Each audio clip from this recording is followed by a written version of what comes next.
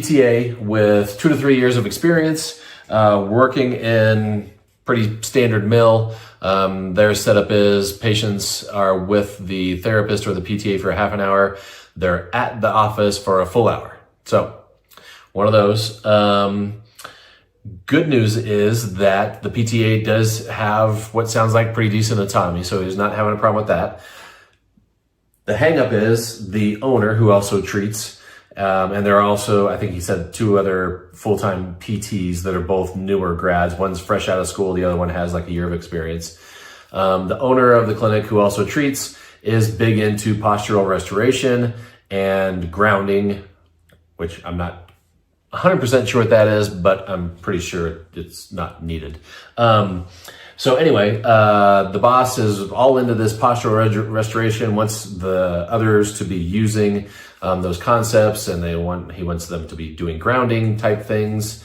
And the problem is he's not doing a good job of explaining what it is, how it works, why they're doing it, or what they're supposed to be expecting from getting out of this. And the PTA that I'm talking to is saying that they're not getting good results. And so he doesn't know, like, how do I like navigate this? And he has already brought up 180 to the clinic director, who has taken a look at a couple of reels and said, okay, yeah, like, tell me what you think, play around and see what happens. And then a couple of weeks later, he circled back and told the PTA, well, I watched more of those videos and it's all just fluff. It's not based on anything, doesn't really make any sense. So that's good. And so the PTA is like, well, the postural restoration makes no sense. So your stuff makes sense. I have no idea how he's making sense of this postural restoration stuff. So anyway, the point of this and the conversation that we had is, okay, so what you need to do is, hopefully the other PTs are going to the boss and saying, hey, we don't really understand why we're doing this. We're not really getting any results with this. Can we like do something better? Is there a different way to do this? Or can you explain, maybe we're doing this wrong? Maybe teach us better. And then once we do it, then all of a sudden this diaphragmatic breathing and posterior chain exercise stuff will actually work. Okay. Now, the other thing that I said is, and this is the same thing that I bring up with people that want to talk about fascia. Okay. So if the boss is saying, well, that's the diaphragm is the root cause, and that's why we have to do these breathing techniques. And then the diaphragm being the root cause also shuts down the posterior chain. So that's why all of these patients that come in need diaphragmatic breathing and posterior chain exercise. So my response would be, so what you're saying is that the diaphragm woke up one day and said, I just don't want to work anymore. So what you're saying is the diaphragm is the root cause. So if you fix the diaphragm, everything else gets better. I would say if the diaphragm has a problem, there has to be something else going on. And since you're talking about posture and they have crappy posture and they're hunched over or whatever, they sit hunched over a desk or whatever, and that posture is driving the diaphragm to be dysfunctional, then it's not the diaphragm that's the root cause. It's everything else that put the diaphragm in that position that's the root cause. So the way we get the diaphragm to function normally is to increase or improve the posture. So now the diaphragm doesn't have that pressure on it. Then we can move, then we can breathe, then we can do all this stuff. So same thing goes again for the people that are into this myofascial release crap. Okay. So remember, fascia is not a contractile tissue. Fascia does not dictate anything, okay?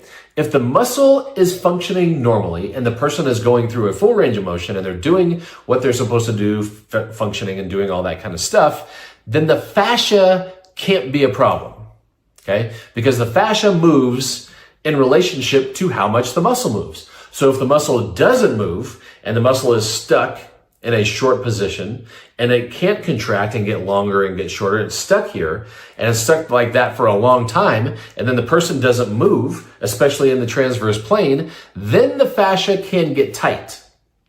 So then that's where these myofascial people come in and say, oh, well, then you just need to break up the tight fascia. Really? Well, the fascia didn't get tight first.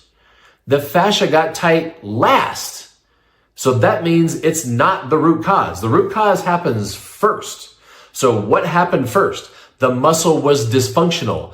They stopped moving. They didn't have muscle elongation shortening. Then the fascia gets tight. So the root cause is the muscle is dysfunctional. And why is the muscle dysfunctional? Because the nervous system is not driving the muscle function. So it's dysfunctional and or inhibited. That's where we should start.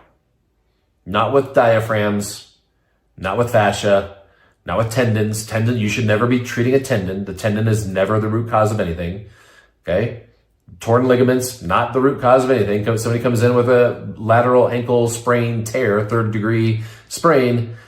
I'm not going to treat their ligaments. Their ligaments tore because the primary stabilizer, which is the muscle, didn't do its job because it was dysfunctional, because it was inhibited. So it missed the contraction at the appropriate time, which means inappropriate stress was put on the secondary stabilizer, which is the ligament. And that's how the ligament tore.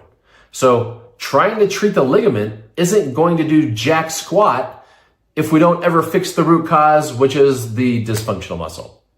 Okay. So these are the conversations that you have to have with people to get them to understand, no matter what they're doing, if they're treating tight muscle, inflamed tendons, swelling, lack of range of motion, whatever, if they're not going to get to the root cause, they're going to continue to treat those things forever with limited results or plateaued results, and then they can't get past that plateau.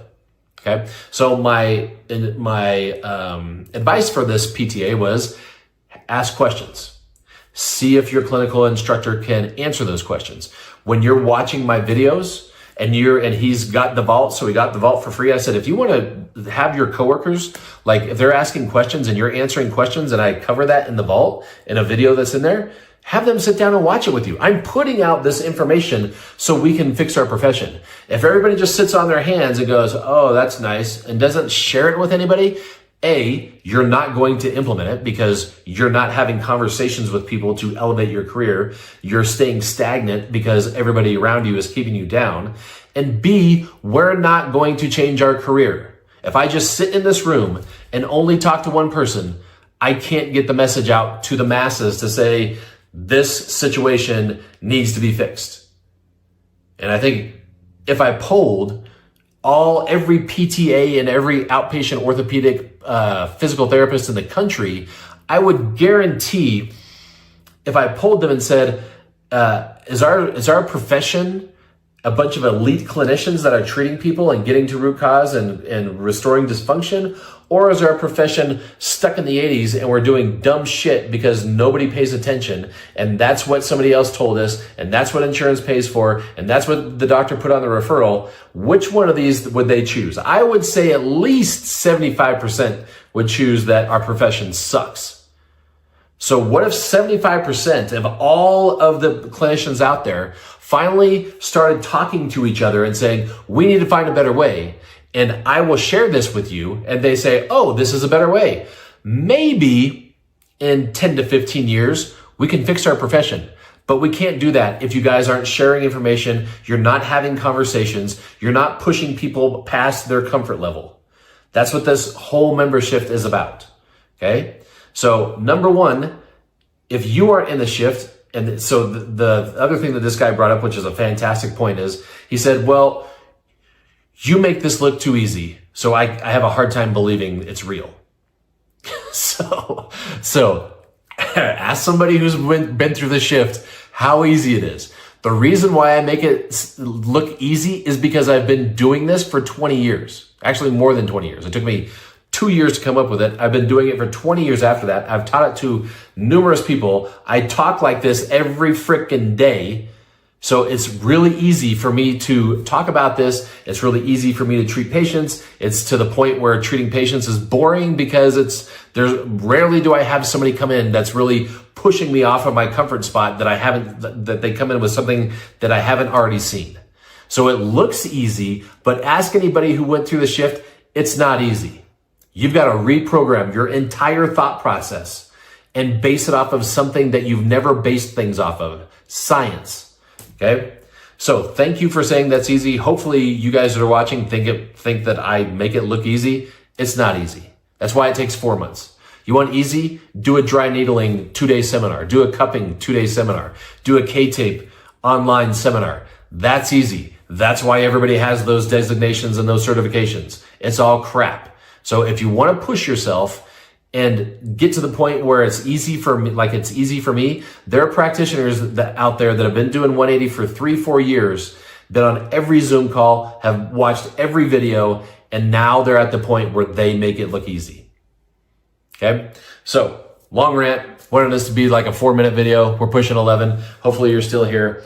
So, if you've got people that are asking questions and you have if you're in the vault or you have access to a previous webinar or you have Mostrability or you have the success guide and you want to sit down and share that with somebody so they can see what you're talking about, that's the only way you're going to get out of the mess that you're in. The only way you're going to get out is to find other people that think like you and work with them and then actually get in the shift so that your little community can join our bigger community and then we can fix things for the global community.